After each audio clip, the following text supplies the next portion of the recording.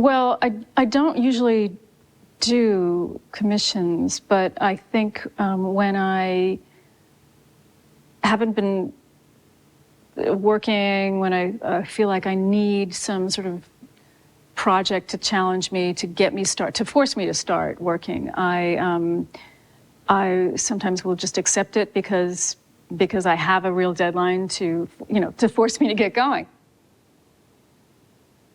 It was through a friend of mine who represents Balenciaga, asked me if I wanted to do some shots for French Vogue. And I said, my sort of stipulation is, as long as I can, you can lend me the clothes for weeks at a time, and I don't have that kind of pressure that, like, normally I think commercial photographers shoot everything in one day. And I said, no, I need the clothes for longer. And so they were totally cool with that. I wanted it to look like these are people who happen to be wearing Balenciaga at like some groovy, parties. Maybe they work in the fashion business, or maybe they would like to be working in the fashion business. I was trying to, sort of make it look as if they're shot with flash. The backgrounds are all digitally added with just shots of people in restaurants and bars.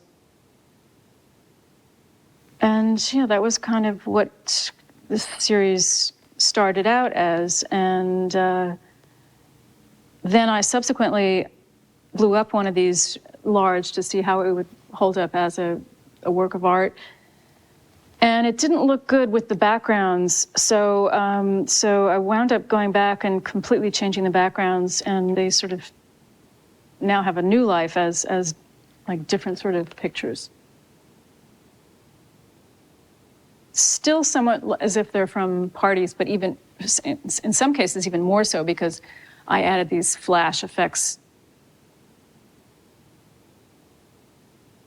And it was actually the first time I tried shooting with the digital camera. I borrowed a friend's camera, and I was kind of nervous about that too. Now I'm suddenly experimenting with the digital camera, and I don't really know how to use it, and does it work the same with the lights? And then I have to set it up to look at my computer while I'm shooting. And it was all kind of like touch and go in the beginning and a little scary.